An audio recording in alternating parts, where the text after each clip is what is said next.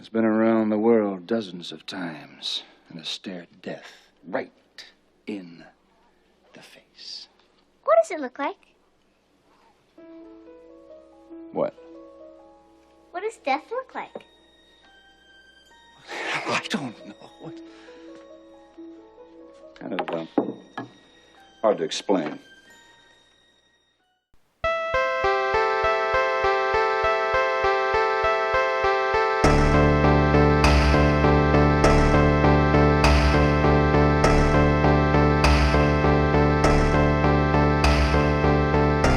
Hello, everybody, and welcome to Frankenstein's podcast, where it's all about the monster. We're a creature feature podcast about monsters and why we love them. I'm one of your hosts, Joe Praska, and with me is... your other host, Khalid Hussein.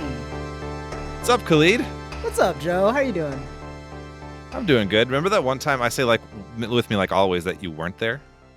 Wait, what do you mean? One time you weren't there. One episode, remember that? Oh, It was where you did it without me? Years ago. Remember It's been that? years since the one time I wasn't in the episode? I don't know, actually. I can't remember. I can't hold that over you, though.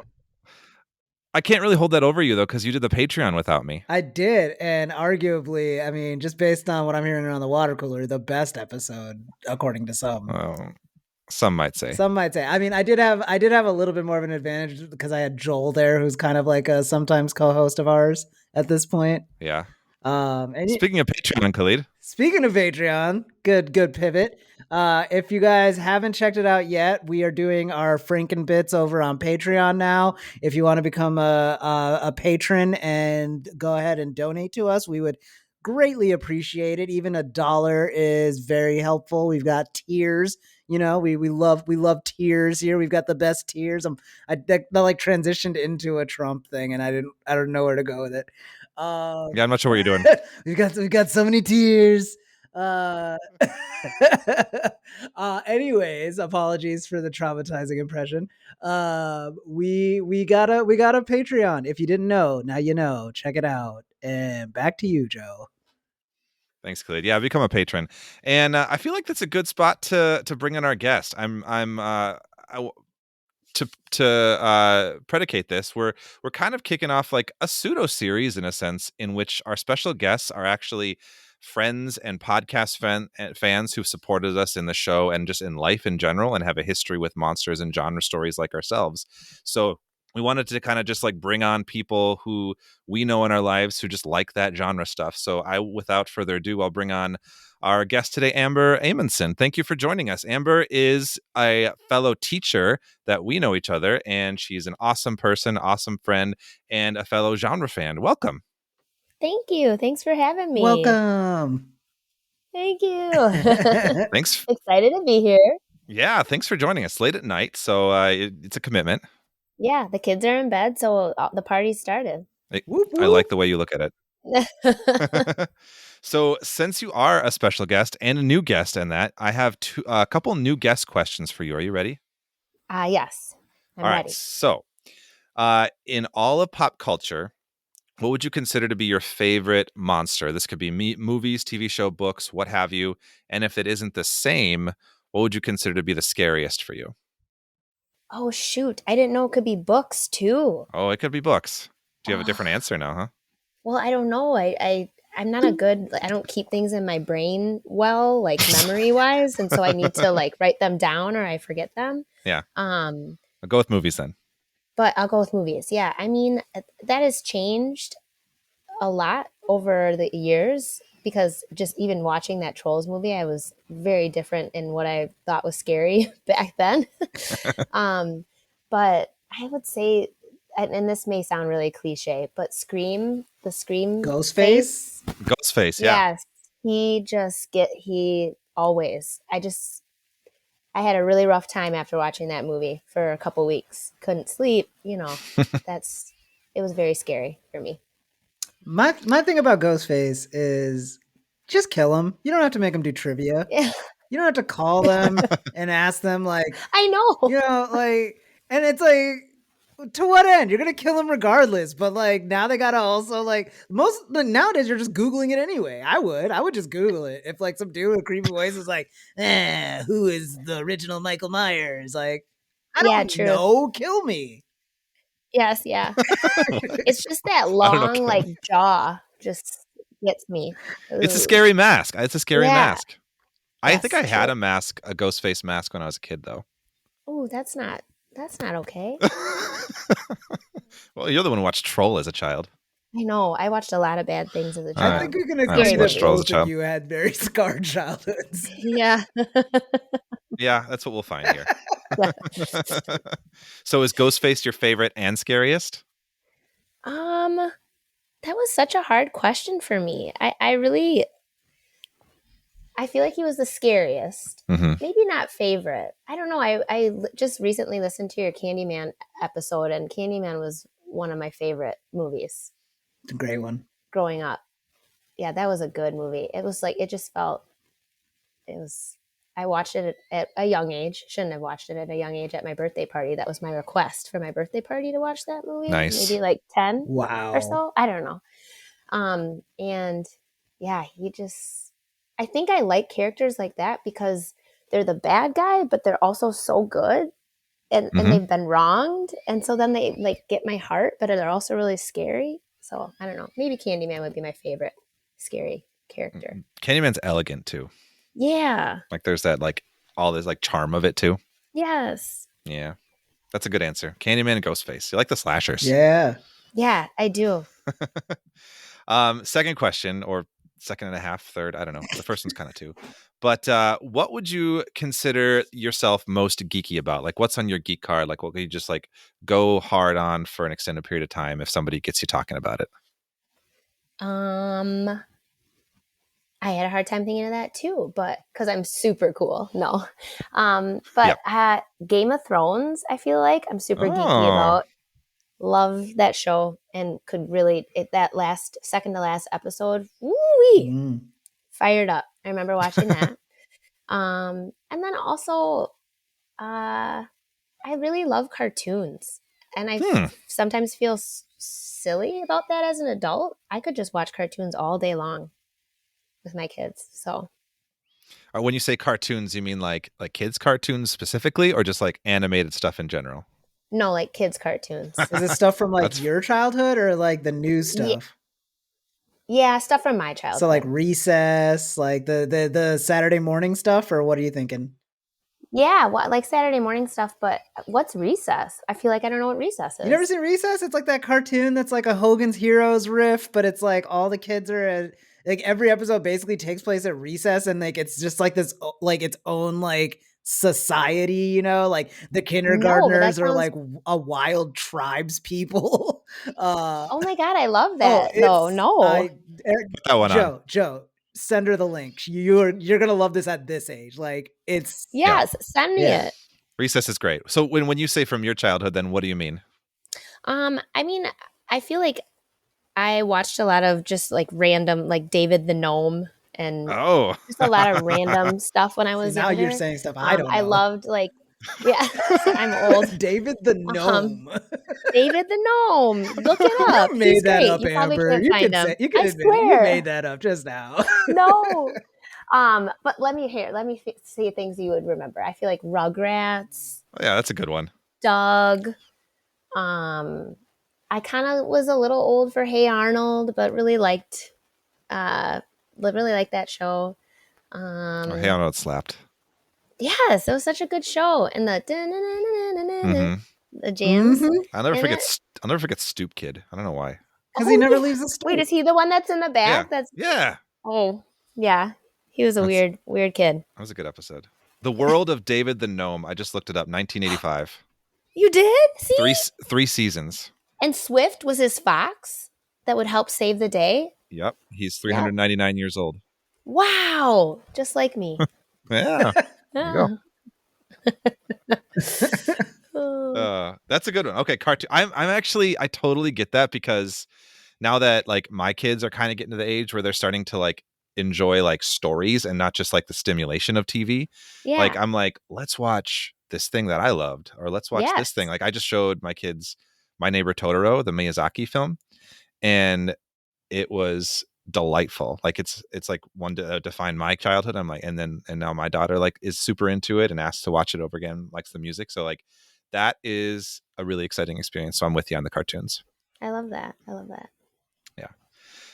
Before we jump into what we're talking about, I was going to ask you one more question, a little bit of a surprise question, but could you just give us a little bit about your background as like a horror or genre fan, Amber? Like you said you watched Candyman at 10, so you were obviously exposed to the genre young. Like, was this kind of a formative thing for you? I think it was like a way of connecting with my dad. So my parents were pretty young. They were 20 when I was born, and so, um, and then there was a 5-year period between for me, like just to be alone with them until my sister was born when I was 5. So right around like between the years of 5 and 10, I was feeling like maybe a little left out. And I think my dad would stay up really late because he worked the night shift, but he would come home and like, well, let's see. I guess if he worked the night shift, how would that have worked? I don't know. He worked the night shift, but when he wasn't working the night shift, he would stay up really late and he would play video games and he would watch scary movies. And so I always would come downstairs and play video games with him. Like we played Bo Jackson baseball and like all these like old school track and field games. And then we would watch scary movies. And I just wanted to stay up late and watch movies with him. So I started watching scary movies at a young age. And then I don't know if you guys remember going to Blockbuster. Yes. But that was like the jam. I loved having a friend over and being able to go here. We're going to go to Blockbuster. We're going to get popcorn, that popcorn in the bag thing, the box bag, and you could put it in your microwave and it would just pop up, and then rent 2 movies max. And we always got like one scary one and then one bubbly strawberry shortcake one for after the scary one. And so it was just like a thing at my house. That's great. I like Yeah. that. Yeah. Like, I feel like we always joke about like, yeah, we were way too young to watch horror, but like, I'm with you. Like, it's kind of like, it's formative. It like made us, I mean, we're not. It's a part of like the ceremony of it, you know? It's like, Yeah. there's no like, the truth is like, we always say like, we're too young for this or that, but it's like, there's no like real age. Like the MPAA is not like a steadfast, everyone watch it at 13 when it's PG-13 kind of thing, you know? Yeah. So Right. it really is like, it's like it's a rite of passage. Yeah. Yes, that's exactly it. Yeah. I was about to say we're not weird, but I would maybe say that's not true. No, definitely I like weird. being Both weird. are true. Weird's cool. Yeah. All right. Well, thank you, Amber, for answering those questions. Yeah. You bet. I got one more question for Khalid, though. Oh crap. Okay. I wasn't Khalid, expecting any questions. I'm not ready at all. Khalid, how do you get a troll to do its chores? Ooh, how do you get a troll to do its chores? Amber, the trick to these is that it's a bad joke. So you just have to like throw out any good A dad joke. It's a bad joke. Like a bad dad joke. bad dad joke. So yes, you got to throw out any good ideas for an answer and go for like the 3rd or 4th draft. How do you get a troll to do chores? See, I don't even have a guess because like there's no like obvious thing about trolls. Like we're gonna get into it with this movie, but like we've done another troll movie that like tells us completely different like mythology about trolls. It's not like vampires or werewolves where the mythology kind of leads you in the right direction. Even describing it is different each time. So I don't know is my answer. How do you do it? Mm-hmm. I love how much I stressed you out about this. I'm so stressed. You use its remote control. I told you. Like, no one's ever going to think of that on the first go. Like, that's like the 10th pitch, maybe. I was like, we don't have time for me to accurately guess this. And that's a segue, Khalid. What are we talking about? Thanks for asking, Joe. Today we are talking about the 1986 horror fantasy film Troll. And I've got a description from our homeboy Google that goes a little something like this. In order to get his life back as a wizard, Torok the troll plans to take over an apartment building. His first step is to possess young Wendy Potter. Her brother, Harry, is the only one who suspects something is wrong. Fortunately, neighbor Eunice St. Clair is a witch and not only believes Harry, but also agrees to help him. Meanwhile, as Torok, Wendy starts transforming other building tenants into mythical creatures, and only Harry can stop him. And that's it. What a monster. They're creatures of the abstract that live off potential energy. It's alive! Wow, there you go. Wild. Yeah, it's yeah, there's a lot. I mean, we're gonna get into it, but I feel like I got to point out a little bit of background before we dig into the movie here. But this is a film that was produced by Charles Band's Empire Pictures, which we dug into pretty hard in our Arena Dungeon Master double feature.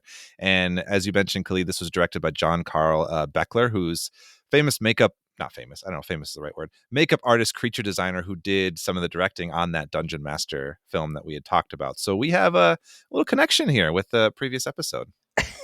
That we do. Also, for the record, Joe, I actually forgot to mention the director. But yeah, I was being a little salty. Yeah, thanks for giving me the credit there. Yeah. So anyway, okay, I'm 100% sure you've never seen this before, Khalid. Is that true? You would get your money on that one. Yeah, you'd win on that bet. Okay, Amber, you watched this as a child, right? Yes. Tell me your thoughts of this as a child, and then maybe your thoughts now. Just a brief overview.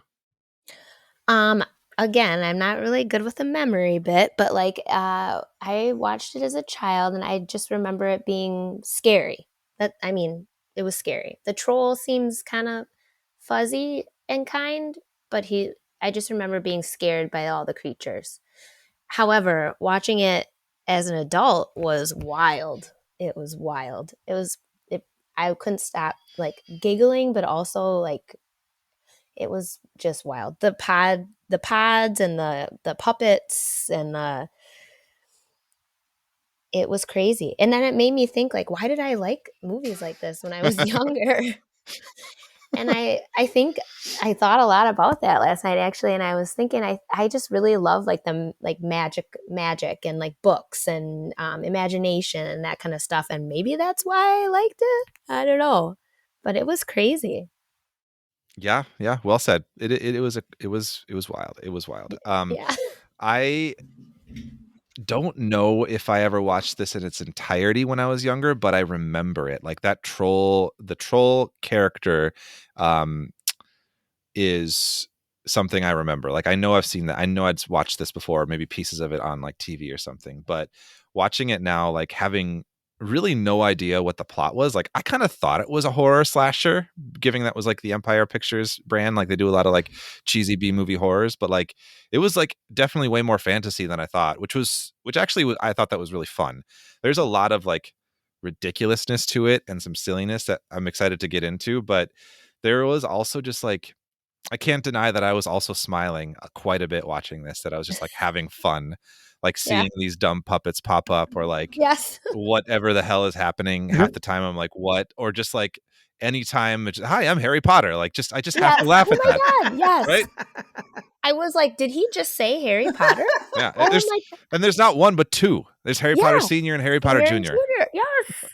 Yeah. So it's a blast. And there's like, obviously somebody paid a lot of attention to like the craft of this, like making these puppets, but also like noting like every time we went into a different character's apartment, like they are so starkly differently like decorated. Like, you know, sometimes you have like set decoration where it's just like kind of a blank canvas and it's like whatever, like throw a poster back there. But like somebody thought really hard about like who these characters are and what their apartments would be like.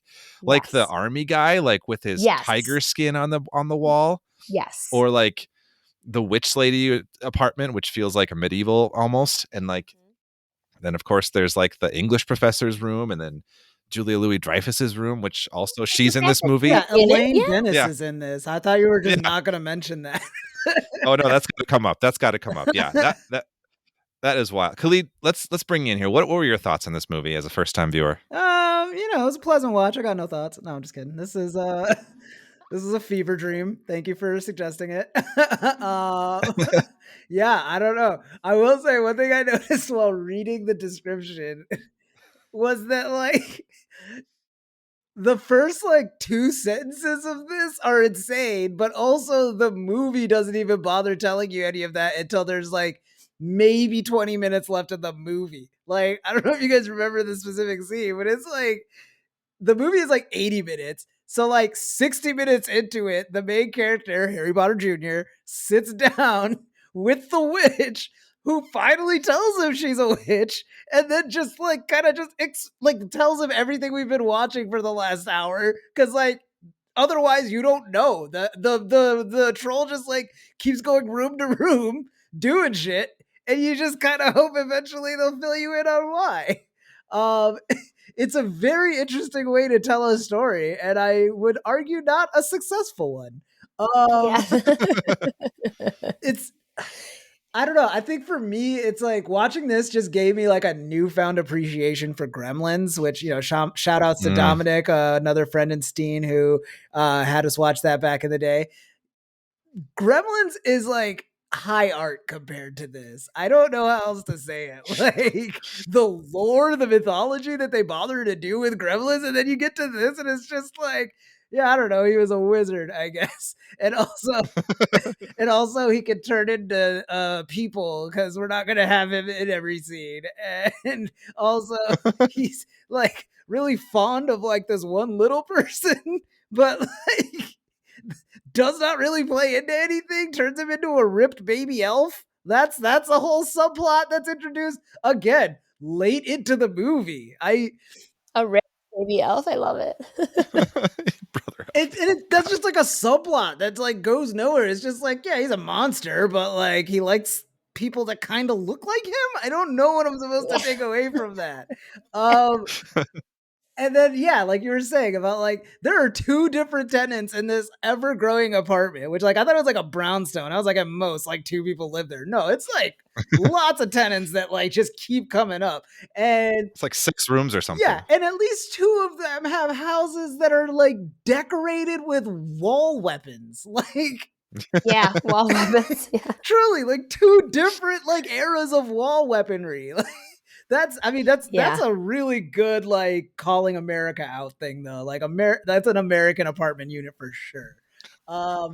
Yeah, and then the witch is in there doing shit. I'm sorry, I'm just going all over the place like the movie did. I will just say for now, I enjoyed the ride I went on, but like I don't know how soon, if ever, I'll come back to the troll universe. No.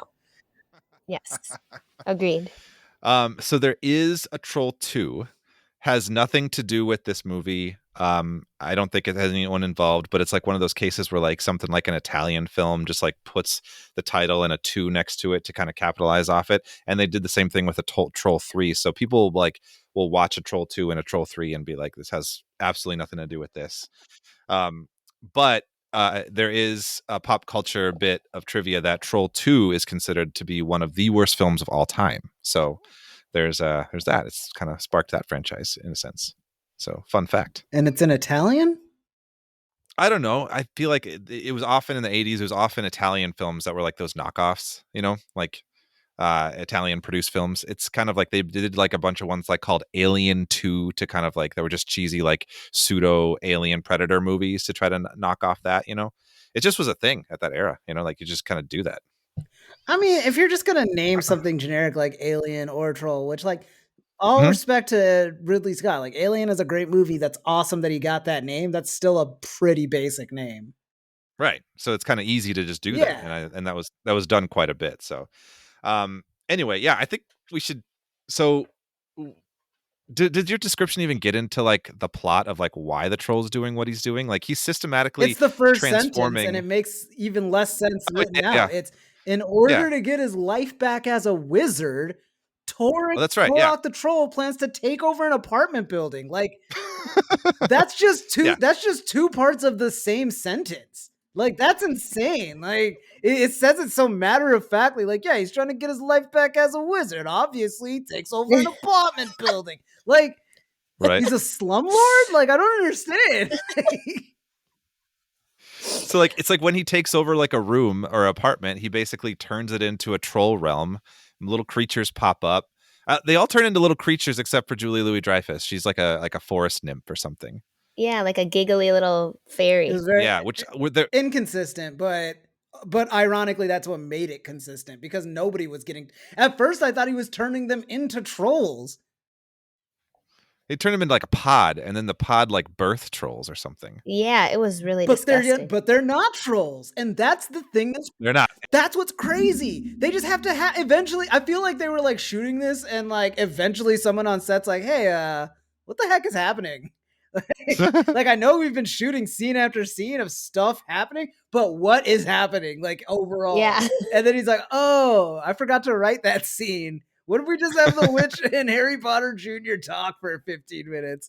Like just really clear up anything that might be like not obvious to folks. Like the fact that these Cabbage Patch like troll things are sorry, Joe. I cut you off. Please explain it how you were going to explain it.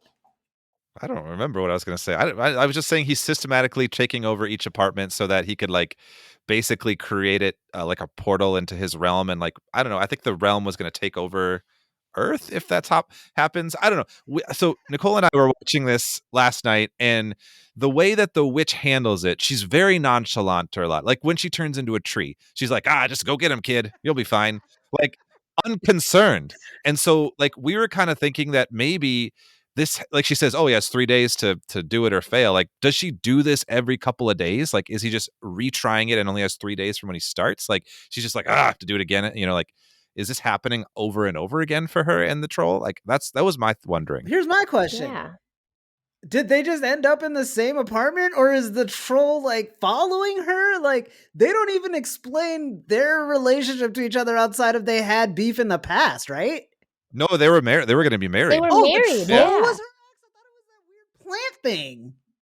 No, the plant thing was just a friend. Big monster later. I thought that was part of who her ex was. You know that big monster Yeah, that the he big tried monster. to kill? Like, Yeah. what? Yeah. You know what?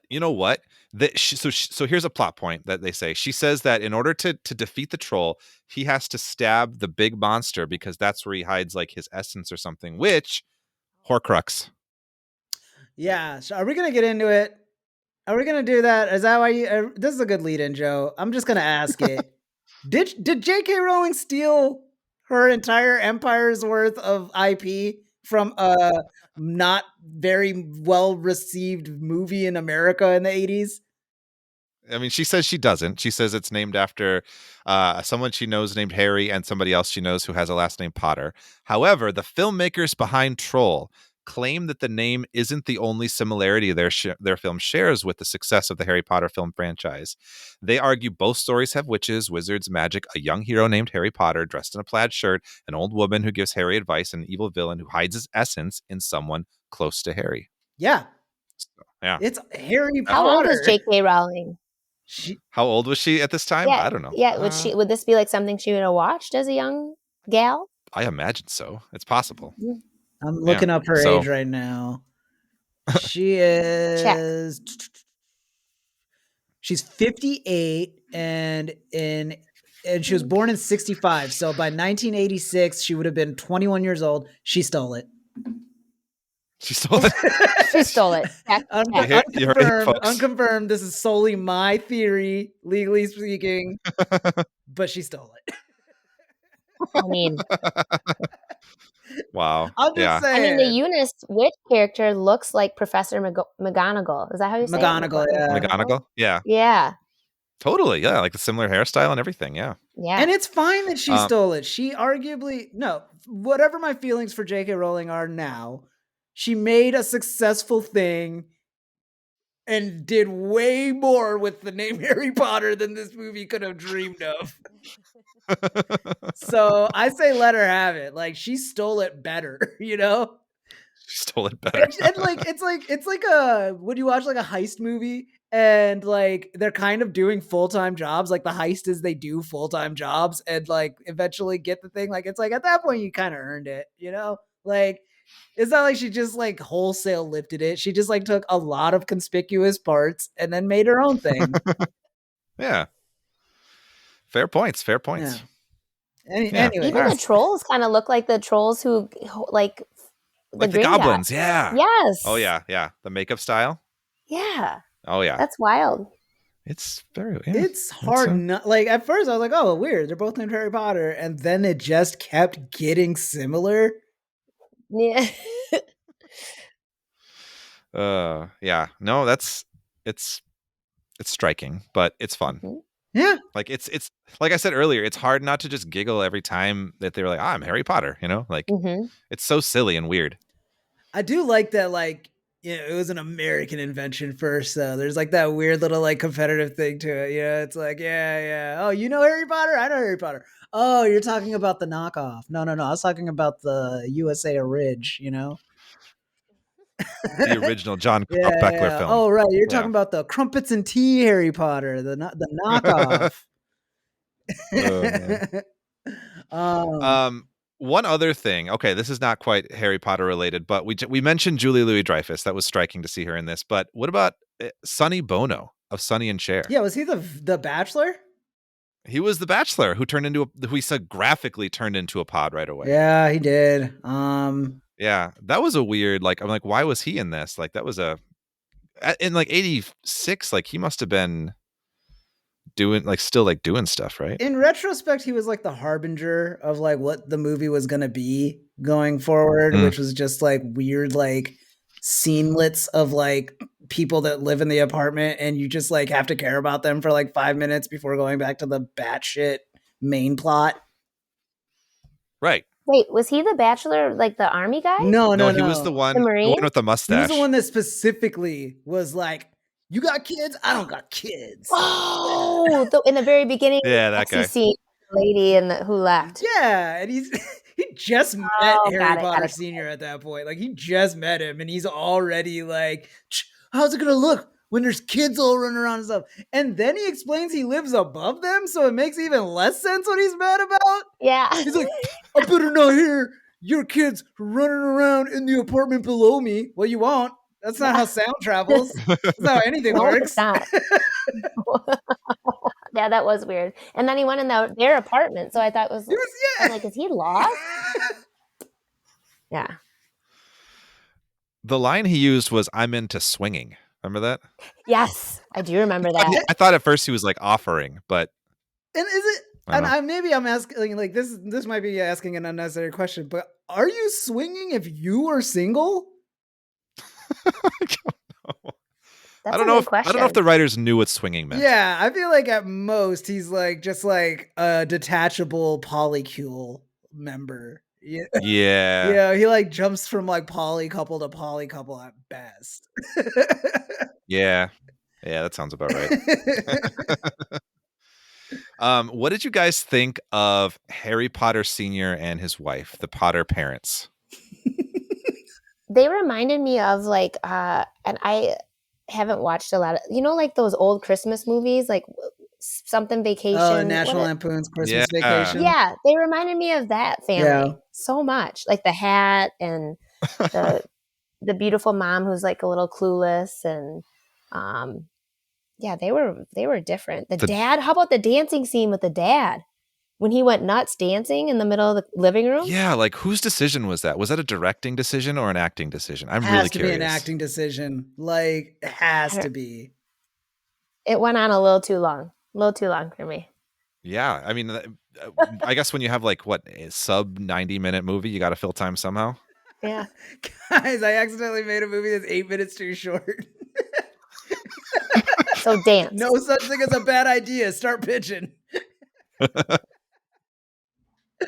Oh man, that scene was so wild. I think I didn't really care about the parents. That was the thing though, is like the movie just like could not focus on anything long enough for you to like get like a handle on it. You would just keep going, oh, that was weird, and then something else would happen.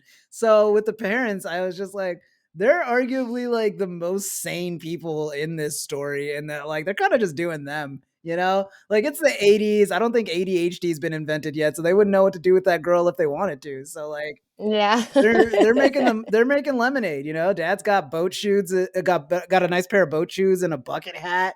He's got his record collection. Like, I'm pretty sure I went to college with his son. Like, that's just a Yeah. vibe, you know. And then Yeah. the mom, I don't know, like she really was given short shrift. She had less to do than even the dad. So the actor who plays the dad, Michael Moriarty, he apparently complained to the director that he did not understand his character. Like, he's like, I don't understand how this is written and what I'm supposed to do. And then randomly after this complaint, director Buechler snatched a bucket hat off the head of his first assistant director and put it on his head. And so Moriarty said, I look ridiculous. So Harry Potter is ridiculous. A light bulb. And then he said a light bulb went off and there were no further discussions of the character. Sounds right. Yeah. That's what it looked like. Right? I've been on Yeah. enough sets and stuff like that where I could see that play out so vividly in my head too. It's just like some like That's day wild. playing actor that's just like got one too many demands. It's just like, look, man, we cast you because you're the same height as the mom, and it's easier than like, the other guy. Like, you come up with whatever backstory you need to do this job. Yeah. So he ran with it. He made it work. Yeah. Wow. He really I did. love Yeah. that. I know. Yeah. There were, I think that comparison to the Vacation Parents is really like, they're like kind of like an epitome of that like 80s parents archetype where they're like the mom a little bit clueless, kind of like annoyed a little bit at the dad. The dad's just kind of an idiot. Mhm. And distant and unaware of all the problems. Unaware. Like, yeah, Yes. yeah. And then they take that and dial it up like quite a bit. But yes, Not Yes. to cape for the dad here, but like, what does being aware look like in this scenario, Joe? Like, at what point do you want him to go, my daughter was kidnapped by a troll who is simultaneously creating little like woodland portals in people's units? Like, at what point was he supposed to suss that out? Because the son, who had even more to go off of, took like 50 minutes to put it together. right. I don't know. I mean, he's unaware of a lot of stuff too, though. Yeah, that's true. That's true. Yeah. I want to give like some credit where credit's due. Like me, it's gonna take me at least like 2 weeks before I start asking questions. Yeah. Can we also just talk briefly about the scene where, you know, the daughter, the girl, the turtle / daughter befriends Malcolm, right? The little person who lives above them, the English professor. Oh my god. And then when he comes to dinner and they're expecting like when she said, "Oh, little friend," they're expecting like a child or something and have chocolate milk ready. Like Yeah. Yeah. that was so uncomfortable. Yeah. It was. Yeah. He handled it really well. He did. Yes. For He was great. He was a He highlight was of the my movie. favorite. He was a yeah, highlight He was one of my favorite characters. Yeah. for me, I think what pissed me off was like they kind of pulled the rug out from under us where it was like at first they bring him in and I'm like, oh, that's really cool. Cause like sometimes you get like these movies like Charlie and the Chocolate Factory, Labyrinth or something where it's like there's a lot of like little people or like dwarves that are cast in it, but they're always playing mythical creatures. So I thought this movie was going to do like a cool subversion where it's just like, no, sometimes they're just other people in a movie and that's it. And then it became all about him being a little person. And like they turned him into a puppet elf baby. Like it was just like such a part of me wishes if they had shown any restraint in this movie, it was in that plot line. Any restraint. Yeah, they weren't really going for that though. No, No. they definitely they swung for the fences many times. Yeah, the puppet baby of him. Like I feel like it was nice that he got a puppet that looked like him, or Yeah. you know, It did look like him. like I feel like it would have been more offensive if they just would have like made him as the actor like have like elf ears or something and be like, you're basically an elf. Like that would have been worse. I don't know. It's equally bad for me because like it's like a hot little like baby elf person now with like because like they made It's weird. It's weird. they made him Yeah. like really ripped like compared to the other Yeah. one where it's like kind of looks like Danny DeVito or something, and then like you got this one and it's just jacked for some reason, but it's tinier than he was. I would And keep like that really puppet. oily. Really oily. Yeah, super oily. And like hairless, and it's just like, wait, how does this work? Is it a baby now? Is it like an elf baby but an adult man? Like, Yeah, that was Oh, weird. yeah. A lot of questions. Baby, I don't know. Yeah. Oh man, we should monster it up, but I have a couple small trivia pieces before we do. The witch character, Eunice St. Clair, played by June Lockhart. She was from the original like 1960s Lost in Space TV show, Oh, but Anne Lockhart plays the young version of Eunice, and that's actually her real life daughter. So that was kind of fun. I was wondering if she got younger because, like, she just took her hair down and Yeah. they look so similar Oh, yeah. that I was like, did she just get younger Yeah. or Yep. what happened? And so then Different I was actor. watching the credits and I saw that they had the same last name. I'm like, that is okay. Yeah, it worked really well, right? it's a choice. Yeah. It's a choice. Yeah, I thought that was fun. The other piece of trivia in Buechler's original story treatment, Torok was supposed to be like a monster who was just systematically killing off the inhabitants of the building like a slasher. But Charles Band, the producer, wanted it to be a PG-13 movie, so then they just decided to alter it and put in the fantasy elements from there. So that was so the fantasy, like you're saying, the world building might not have been there because it was probably a last minute change.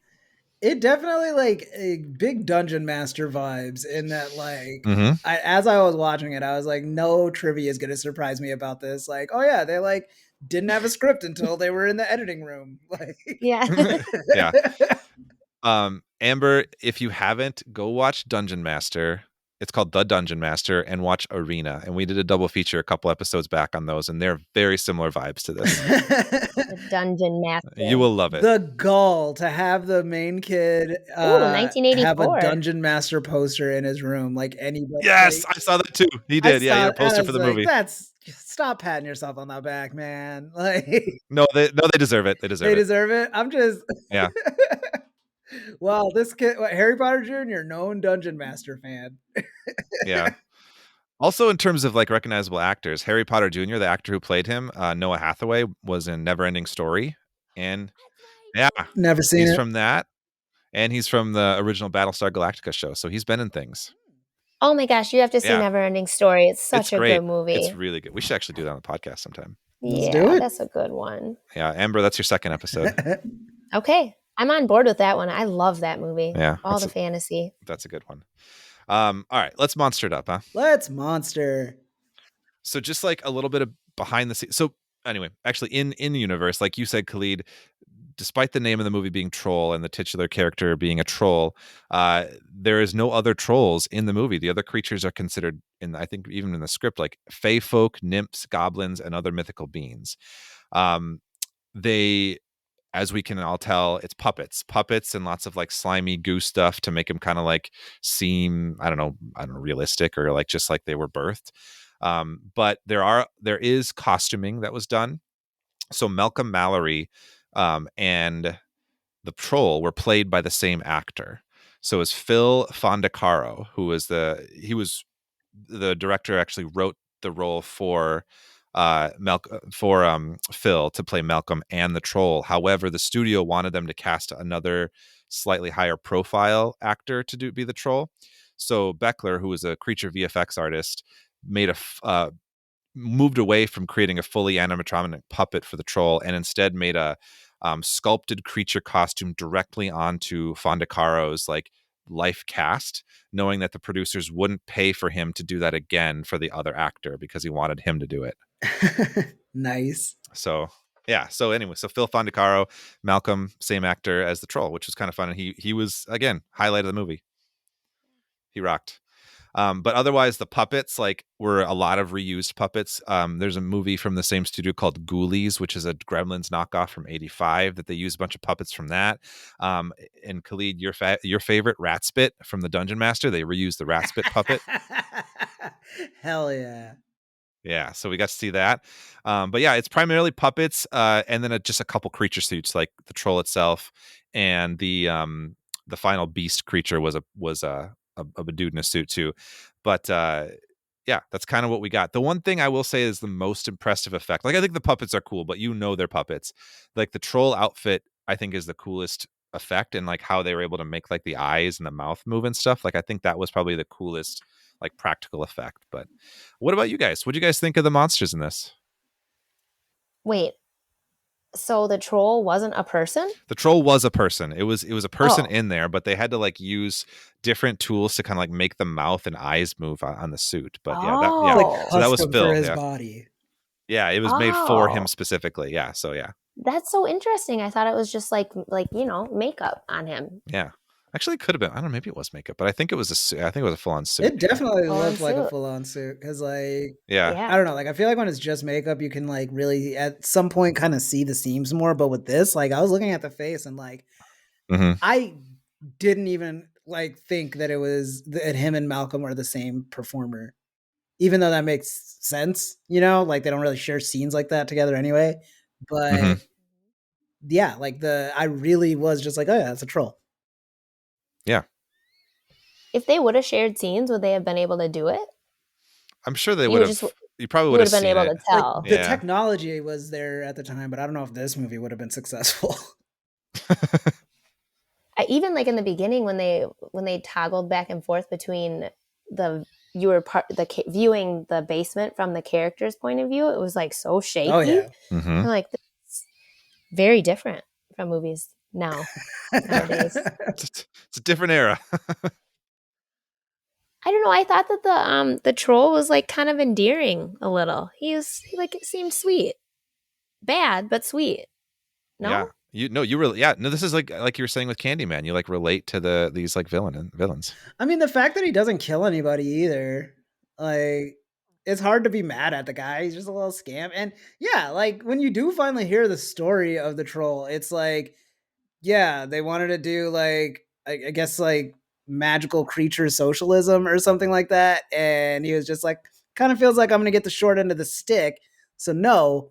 And then they like banished his world. So he's like getting it back. Mhm. And it's like, in terms of like dastardly plans, just like turning a few apartment units into a woodland like Glen that's not too terrible. Like I've seen more evil creatures. yeah. But Yeah, yeah, I would say like the main troll effect was like what really wowed me, and then the rest of it did just look like Cabbage Patch dolls. Yes, that was Yeah. very fake. Except for the claws that came out of the top of the building at the end. Those were Oh, that was pretty cool. Oh, That yeah. was that That was a was kinda nice fun. touch. Yeah, that's got to have been like a stop motion thing. That was cool. Oh, what did you guys think of that? Like, felt very tacked on ending about the cop. That's what makes me think she just goes through this like over and over again. Like they just do it again. Yeah, they're really counting on a sequel. I feel like to like explain. I was like, oh yeah, the next one's probably all about like the missing cop or something. No, But do you think she no. goes over it? Do you think she goes through it again and again at the same apartment building, or she moves to new ones and he comes to the new ones? It's got to be easier Maybe to move a new family in each time than to have her. Maybe she's like Right. posted there, like that's the source or something. Yeah, Kind of like yeah. I don't know. Of Yeah, the like, realm where they meet. Yeah. like the Hellmouth, so to speak. Yeah, or like that show Charmed, how everything just like went down at their house because like they had that book. Yeah, something Yes, like that. Charmed. Yeah. Yeah, I will say that looking into the monster like creature effects of this movie, like were kind of hard to find. Like there's not a lot of like articles written about this movie. So I will say that it's very possible that we might be the formative authority on this movie after this podcast. Putting it on the resume. Yeah, just like we Done. are about Breach. Even the filmmakers are hitting us up asking us questions about it. Yeah. So anyway, yeah, it was cool. Did you guys have any like favorite moments or favorite scenes before we close out? I think the stairwell scene for me when you start meeting the apartment like tenants, you know, so it's like they I think the alarm goes off or something, and so like they're all The alarm's going off for like 10 minutes. It was a long scene. Yeah. And yeah, like you meet the guy who like won't stop like running in place, and he's like got the loud headphones on. It was just that to me is like when the movie felt most like a movie and not just like a collection of scenes. But yeah, that's it. I'd say the stairwell scene was awesome. All right. I really like the Eunice character. I just, like when she let her hair down and she was like, "Let me just get this done," and grabbed the thing off the wall and then just went into the realm. And I don't know. I thought she was sassy and I really liked her. Or how about when she climbed over the stairwell? She was like, "I can't get through this way, so let me just jump over the stairwell." That's why she had her I liked daughter her a tag lot. in. They were like, we got one Yeah, stunt in this. We need you she's or like, someone "I like can't do in this your jump." family tree to do it.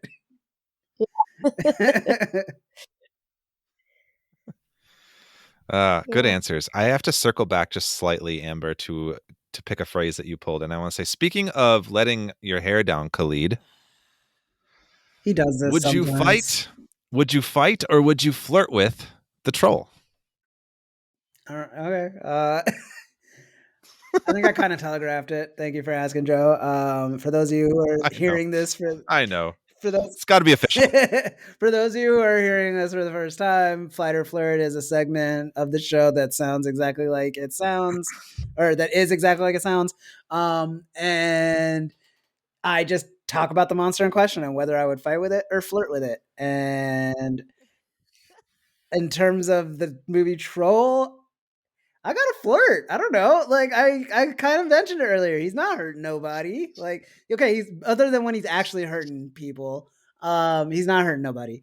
And so, and yeah, I don't know if they're doing this thing like every weekend or whatever, where like they like get into this like epic battle and stuff. Yeah, I'm gonna be on his side because like at a certain point, I'm gonna want to see what happens if he does take over. Like that's the interesting thing to me, not just like this like array of like random tenants.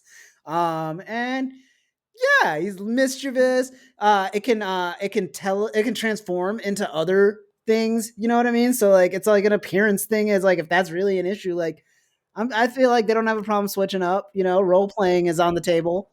Um, and yeah, I gotta assume like if it can afford an apartment in the city like that, like it's rent controlled most Yes. likely. Like you these are the things you think about when you're like battening down the hatches, hunkering down with a partner is like, can they take care of themselves before I ask them to take care of me, you know? So it's an easy flirt, you know? Like I don't feel like I'm even in any danger with it. All right. So easy flirt, huh? Easy flirt. Plus, he's cute. He's Cute snuggly. little guy, yeah. And he comes with Like a teddy jewelry, bear. you know? Like I don't have to put a Yeah. ring on it, you know? No. Oh my God. I love it. I love it. What about you, Joe? Fight or flirt? I mean, how can I argue with you, Khalid? I mean, absolutely. I just said he's cute, and we just agreed he's snuggly. Yeah, Like yeah. I like the guy. I'm I like assuming the it's guy. a unanimous flirt, all three. Yes, agreed. We're all on board. Yeah, Y'all on board. We're Team Troll. basically. Team Troll. Yeah. Yeah. Wait. So okay. Yeah. Well. Yeah. Well, let's make it official. Hashtag Team Troll. But are we certain he didn't kill anybody? Like, did they say that all the residents were fine? I mean, Well, he potted him. Like Sonny Bono looked like he didn't survive the pod. I don't know. Did he? it kind of It feels looked pretty like brutal. magic rules. Like everything, Oh. if the apartment goes back to normal, then everything that happened in those apartments goes back to normal. Okay. If we're going off that, yeah. And like the whole thing about it is like the magic and like the plot machinations are like very much built around like kid logic to me. And so like, Right. you know, Yeah, I mean the kid's got to be the hero, and that's kind of like, you know, you as a kid watching it, you see yourself as the hero. Like, yes, you're right. yeah. So and even that, like he kills the troll, but then at the end we see the troll isn't dead. So like even killing the bad guy isn't killing it. True. So Yeah, well then why wouldn't you flirt then? Yeah. yeah, that's what I'm saying. Like this is like a little like fighting the troll is for children. Like everybody else should be trying to date the troll. Yeah. Yeah, exactly. Yeah. Well, there you have it. Yeah. Cool. Well, let's move on to our our final segment of Frankenstein's podcast, our What the Fandom segment, in which we each share one or two things that we're just kind of into at the moment. May or may not have anything to do with monsters. Most likely will have nothing to do with trolls. I guess it could, but it probably won't. But Amber, I will let you go last. Thank you, because Yeah. I got a thing. Me to think. I always let our guests go last. But Khalid, what the fandom with you this week? Thanks for asking, Joe. I'm gonna have two What the Fandoms this week. My first What the Fandom is the new Schoolboy Q album, Blue Lips. He's a rapper on the TDE label, formerly Kendrick Lamar's label, but a lot of really great artists still there. And it just came out within the last couple of weeks, and it's really awesome. Like, if you've listened to any of Schoolboy Q's earlier stuff, like I was introduced to him with the song Collard Greens and a few other things on like Kendrick albums that he was featured on.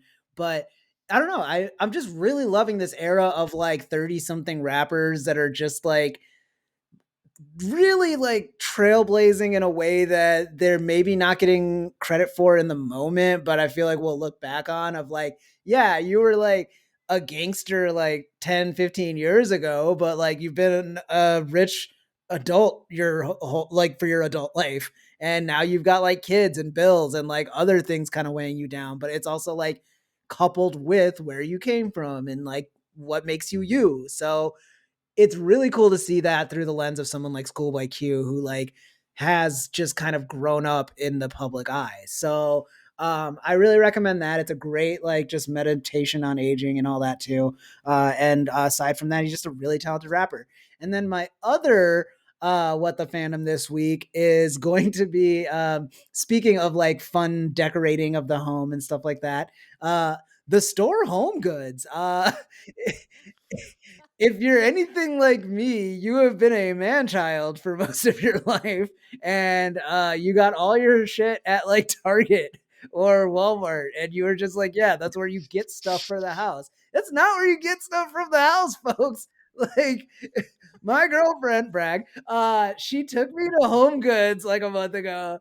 And when I went to two different ones today, Joe. Like, that's not even like a plug for the store. Like, that's Wow. me. Like, I went to one looking for a shoe rack. They didn't have the one I wanted, so I went to another one. God, I'm dying. And I got so much other stuff in between. And they've got like, I don't know what happened, but like at some point, like amusement parks and like all these things that used to like get me just like excited, like all went into Home Goods. And now I just like stroll through it and feel like a sense of completeness. So I had to come to the podcast and just let anybody else know, like, if you feel like you're missing something in your life right now, if you feel like you're entering like your 30s and like just going like, I know there's something out there for me that I just haven't found yet. It's Home Goods, my guy. It's Home Goods. So go to your nearest one and just you're welcome. Preemptively, you're welcome. So those are my what the fandoms, Joe. Damn, Khalid. That was good. Home Goods is no joke. It's always That is hard to good. follow Khalid's. I should stop letting you go first. Yeah, like I don't have anything yet, so Yeah. I would never have considered Home Goods like a fandom in a sense, but I get it. great. I get it. I got this picture It makes frame, sense. Joe. I love Such a nice picture frame. There's no picture in it yet. It's such a nice picture. Did Yeah. you get any pillows? I did not get pillows this time around, but I clocked them. I have Okay. two, I have Yeah, they two got shoe good racks, pillows. some picture frames. I got a little sponge caddy. Oh my god. I'm so over the moon. I'm so happy, guys. There you go. Okay, Joe. With that being said, what the fandom with you? Well, thanks for asking, Khalid. I think for me, this week I'm just going to shout out some pop culture stuff. Not too long ago, I was able to go see Nicole and I went to see Drive Away Dolls in the theater. We got to see a free showing a couple days before it came out officially, which was really fun. It's the new like first solo directorial debut from Ethan Coen of the Coen brothers. It's just kind of like a fun, kind of lowish stakes, like crime thriller backbone buddy road trip comedy foreground like story with like some really fun leads, charismatic, enjoyable like banter, fun like cameos. Like you got like Pedro Pascal and Matt Damon showing up in like 2-minute roles, or like Coleman Domingo is in a decent chunk, and so it's like a really fun group of people. It's just a silly, really short, like 88-minute like breezy watch, original movie, which like I think we've talked about a lot on the podcast, Khalid. Like sometimes there is a fatigue when it comes to like big franchise blockbusters in the theater. So like getting the chance to see like something kind of like original like this, just doing its own thing, being fun, kind of unique. I had a really good time with it. I laughed a lot. I enjoyed it. There were some emotional beats, and it was a lot of fun. So I don't know how well it's doing in the theaters. So if you want to support like a different kind of movie, check that out. I also have a second recommendation from a book that I'm reading. It's a book called Doppelganger from author Naomi Klein, who is famous kind of for writing about like corporate greed and capitalism and how like all the negatives of capitalism. But her new book, which came out in 2021 called Doppelganger, is about her kind of having this obsession with the other kind of like public figure by the name of Naomi Wolf, and how Naomi Wolf is a previous feminist from the 90s who's really fallen into like QAnon conspiracies. She's on Steve Bannon's podcast all the time, and Naomi Wolf and Naomi Klein get confused all the time on the internet. And she's like, I'm always targeted by people thinking I'm this right-wing Naomi Wolf, or people who think she is me. And this fascination that she has with like this like culture, and how like how and like going deep into figuring out how Naomi Wolf came from feminist to like QAnon person, and like digging into like that psyche. And she's like, oh, it's like this dark mirror of me. And it's like this really interesting like pseudo biography / like political commentary, just like social commentary on like COVID era lockdowns and what was going on then, and like how people's minds, like what we decided to like do with our minds. So I'm like about halfway through it. I got from the library. It's like weird because it's almost like a little sci-fi-ish, even though it's like true story. Like, cause she's like, is this my doppelganger in like this like mirror kind of fashion, like an evil version of me. So it's a fun read. I'm not a huge nonfiction guy all the time. I do a lot of like genre stuff, as I've talked about before. But one of my goals this year is I've been trying to like dig into a little bit more nonfiction, and I'm kind of liking what I'm finding. So I would recommend it so far. I'm not quite done with it. Maybe I'll check back in when I'm finished. But it's called Doppelganger by Naomi Klein. So those are my two: Driveway Dolls and Doppelganger. Nice. Yeah. How about you, Amber? What are you watching, reading, listening to? Oh my gosh, you guys. As a mom, I just go to Target a lot. Another store. Like, that's what I do. I go to Target, and it's wonderful. And I feel the same way about Target as you do about Home Goods. I feel seen. But let's see, what am I reading? Right, I just got done reading this book called The Heaven and Earth Grocery Store, and I stole it from. I follow President Obama on Instagram, and then he always writes, his music list and his book list, and I just love him so much. So, I was like, let me just try this book, and it's a book about like the Jewish community and the Black community at a time where they're both like not doing well, and they're both kind of like low on the totem pole, and how they help each other kind of get through this thing that happens. There's a Black boy who's in an accident, and his mom passes away, and he becomes deaf, but he's really smart. But they just call him deaf and dumb because they make assumptions that he can't understand anything. And since he's lost his mom, the state comes looking for him to put him in like a facility, like a psych facility, which are at this point really, really bad. They're just like places where they put people in rooms and they treat them terribly, or like cages and stuff. And this Jewish woman decides to hide him in her store. And this really bad, at this point, like the Ku Klux Klan does like parades through the town, and it's anyways, they're looking for this kid, and one of the doctors is a white man who is like, I'm gonna find this kid, and used to have a crush on the Jewish woman who owns a store, and so, but she turned him down. So it's wild, but they just work together. This kid ends up going to this facility, and they end up like finding the tunnels underneath to get him out. And it's a really good book. Sorry, that was all over the place, but That's okay. It's a really interesting book, and it's like a very sweet story about how all these people work together despite their differences. Cool. It's like fiction, right? Yeah, it's fiction. Okay. That sounds really interesting, though. Yeah, I don't read nonfiction. Oh, really? I thought you did. I do it. I need like a story. Yeah. I know it's hard. Well, I like historical fiction. Oh, yeah. That's good. Yeah. Yeah. All right. Well, good recommendation. I will put that in Yeah. the notes. Is there before we close out, is there anything else you wanted to plug or say about yourself or for all your new fans? Yeah, right. Stay in school. From a School's teacher. cool. Yes. From a teacher. I love it. Love your teacher. Believe it or If not, you're a Joe parent- has gone through several years worth of this podcast without telling anyone to stay at school. So Oh my gosh, Joe. Come just to on. let you know where his priorities are. Yeah. School is There you go. cool. Yeah. Come on. It's cool. It's cool. I'll say it. Yeah. Real convincing, buddy. Well, Amber, thank you so much for joining us on this episode.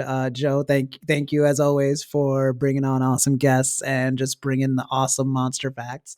And thank you all at home and in your cars or wherever that are listening to this for always coming back. We love you. We love talking for you. And until next time, creep it easy.